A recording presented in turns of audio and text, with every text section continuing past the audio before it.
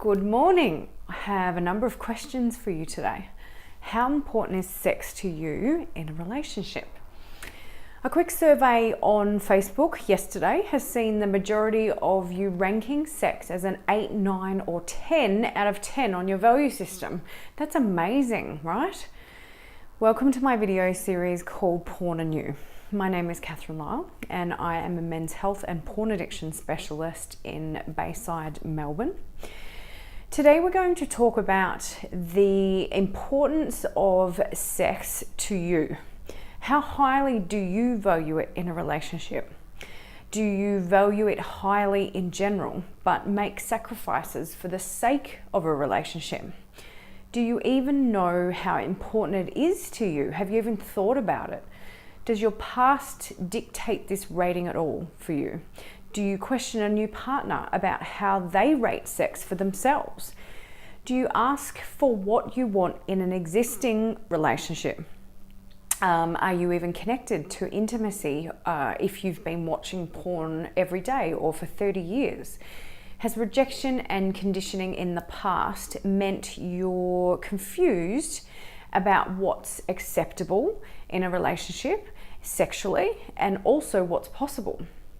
Do you feel like you have unreasonable expectations when it comes to sex, or are you just with the wrong person? All of these questions are applicable to both men and women today, and this is in no way an attack on women's sexuality. Just let me put that out there. So let's have a look at it all now. It turns out sex is very important to you for both men and women. Right? So sexual chemistry, deep connection, affection, and intimacy are all very important to you. The number one complaint, though, that I hear daily from my clients is that there's not enough sex or sexual connection, there's no sex at all, that there's a lack of attraction or there's a lack of intimacy and affection in the relationships that they're having.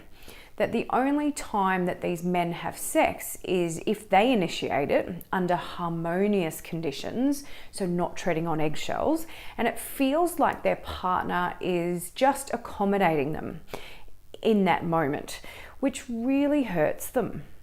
So we break it down. When they come in to see me, we go through the whole thing. I go through the values system to find out where they sit on the scale. I then question them about their answer because the why is the key. I ask them how important sex is to them in a relationship, right? And then I ask them how important sex is to them in general. Can you see how they would possibly answer differently for those two questions? So there is a disconnect, right? So many men value sex highly, more than anything in a lot of cases, right? But when it comes to a relationship, they falter because they're unsure if that's allowed, if they're allowed to be highly sexual and want that. I then ask them where their partner sits on that value system, which is always the interesting part. I ask them to go back to when it all fell apart. When did this become an issue for them? And the number one answer is always, she was always like that. She was never really into sex. Okay? So then I summarize and feed back to them that they have chosen to pursue a relationship with someone that wasn't sexually compatible right from the start, and they denied that part of themselves in that moment or series of moments when they first started dating. And did they discuss sex as a value with this new person when they met? Did they discuss anything to do with sex or affection? Did they communicate their desires and their wants and their passions? When it became a red flag for them, when it became an issue, was there even a discussion then? The answer is normally no. They then follow up with, it's not like you can just bring that shit up on a date, right? Yes, you can. That's the whole point. And you should. Before you meet, when you're chatting online, for example, it's a perfect way to get to know someone's value system around sex in all regards, in all values. As you date, you discuss core issues, and this should be one of them. Are they affectionate with you? Do they shut down when you kiss? When you have sex, does it feel connected? Are they passionate? Are they flirty? Or are they embarrassed? Are they a sexual being comfortable in their own skin? Do they self-pleasure? There are so many signs to look for before you actually have a discussion about sex, and most people ignore all of them. The majority of the time, people are trying to fit a square peg in a round hole, pardon the pun, when it comes to relationships, and they are ignoring all of the red flags.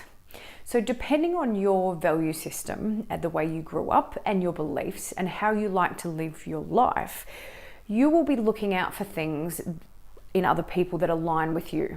For example, if someone appeared a little bit psycho or a little bit crazy or a little bit possessive, that would be a red flag for most people, right? If you've had experience in the past with someone of that caliber, you would be walking away from that, hopefully. But a lot of people don't walk away because they need to fix or change or rescue that person. But for some reason, sexual behavior, someone shutting down sexually or not showing interest is not a red flag for people. And they decide that they will either fix the person or go with the hope of, I'm sure it'll get better. And downgrade their value system to, oh, well, you can't have everything, right? I then ask my clients why they sacrificed one of the most important values to them. And the answer that's not always obvious to them, but we tease it out, is that they chose the wife option, the safe option, the best mate scenario, the woman you take home to your parents, the wife material. You chose personality over sexual chemistry and connection.